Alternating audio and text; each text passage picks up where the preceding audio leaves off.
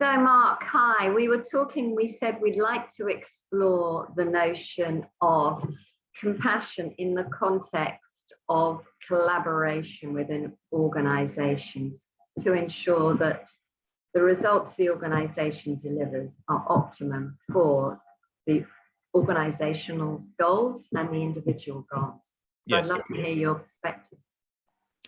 Well, yeah, I think from my point of view, having worked for 25 odd years in the advertising world, I found time and time again that collaboration, when people talked about collaboration, it really wasn't collaboration. It was generally, big egos or big personalities driving their own agenda points and trying to get what they want out of it, or in other cases, trying to maximize the budget that their department or their business got. And what I have found probably in almost every occasion is very often the quieter people in those meetings who actually have the most important or interesting thing to say. And so I think where compassion comes in is around, compassionate people to me is people who have empathy, they're kind, they listen, they're interested in their people. And actually, when you invite people into a collaborative environment, you have to allow each person there to have their say. And so I think compassionate collaboration is really about having, a chair of that, because you do need one person driving it, but they need to be a particular type of person.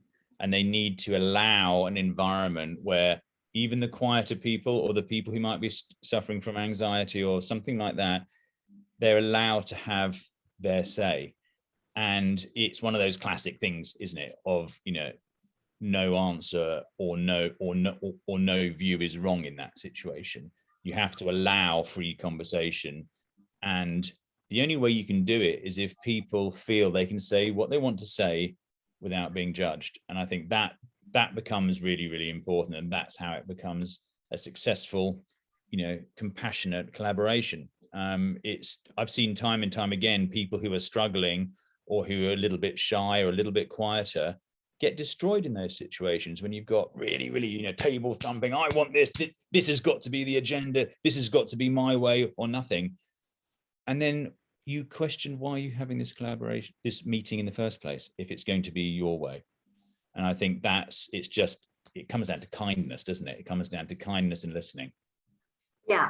And as you're talking, I'm reflecting on the difference between compassion in the role of a leader and the role of a good leader in my books is to support each team member to perform at their best and to collaborate with other team members. So they have a very clear goal, which is to bring out the best in their team, is likely to be part of their goal.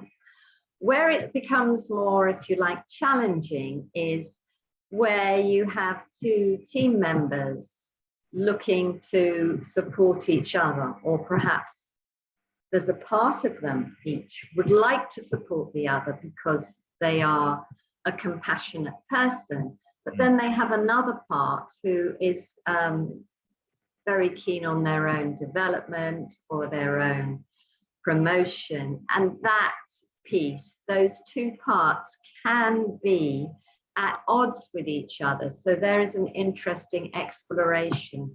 How about for the compassionate team member who wants to express their compassion and towards themselves and to their colleagues, but is also conscious that in putting the other first, perhaps, it could, depending on how it's done, potentially get in the way of their own development. So that there needs to be quite a bit of reflection and consideration and an exploration.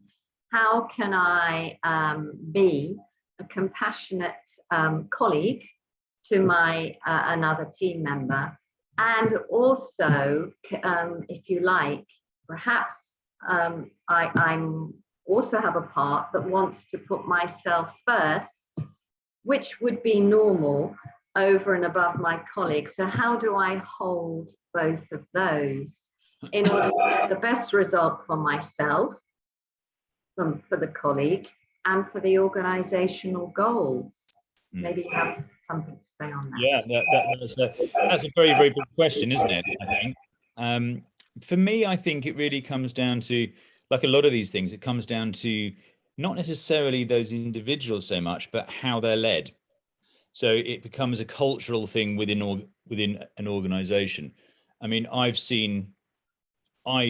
had a job many, many years ago that I went into, and there was a particular chap there who was a superstar, I was told. Okay. And this superstar had been put on a very strange bonus scheme that to me just looked as, okay, if this is not going to get him to stitch other people up, given the guy was driven by money only, I don't know who agreed this. And so I think sometimes it comes down to how leaders expect, remunerate, and congratulate their people. You know, I genuinely think if a meeting is pulled together, a collaborative meeting is pulled together, and the end goal is that, whatever that happens to be, and that is judged by whoever, that must be what all of those people within that room are judged on, not necessarily individuals.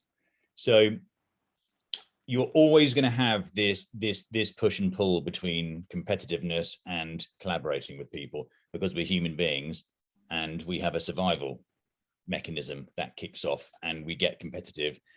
But a large way through that, in my opinion, is how a leader behaves and how they perform and what they expect from their people.